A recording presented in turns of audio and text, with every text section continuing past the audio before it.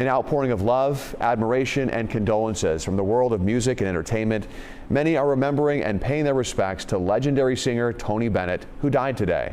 Bennett was the last of the great saloon singers of the mid-20th century. He often said his lifelong ambition was to create a hit catalog rather than hit records, and he did that with more than 70 albums. Stephanie Elam looks back at the legend's life and his music.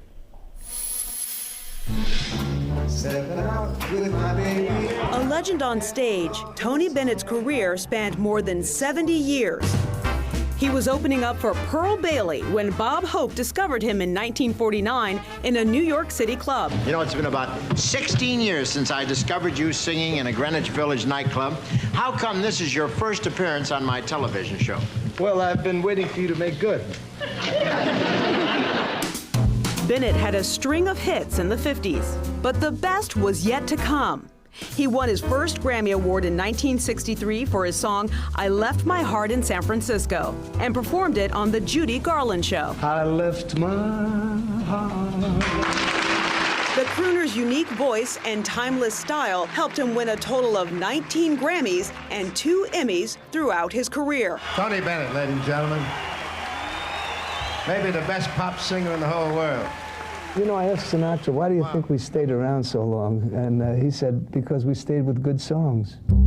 But the classics weren't always hits. In the 70s, Bennett found himself without a recording contract. He was in debt and battling a drug problem. I realized that I thought I was doing well with the drugs, and I really wasn't.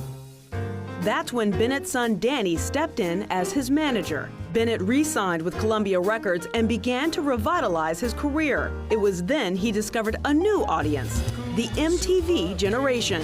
Look, it's Tony Bennett. Hey, good to see you. I had The Simpsons. We did a commercial for MTV, and they liked it so much they gave me an unplugged special, and it won Album of the Year. Fly me to the moon. Bennett went on to collaborate with singers like Amy Winehouse for Body and Soul and Lady Gaga for The Lady is a Tramp. I never bother with people that I hate. He's my musical companion. He's the greatest singer in the whole world. A golden sun will shine for me.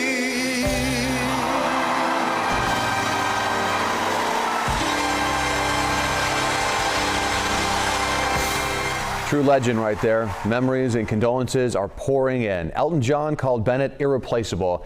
He wrote, without doubt, the classiest singer, man, and performer you will ever see. And Stevie Van Zandt said this, the best of the best, the last of the legends, a man whose heart was as big as his voice.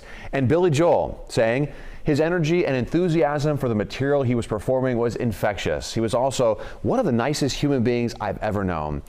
And then Nancy Sinatra called Bennett a true champion, kind, loving, talented, and generous. Tony Bennett died in his hometown of New York. No specific cause of death was given, but Bennett was diagnosed with Alzheimer's disease back in 2016. Tony Bennett was 96, just 2 weeks short of his 97th birthday.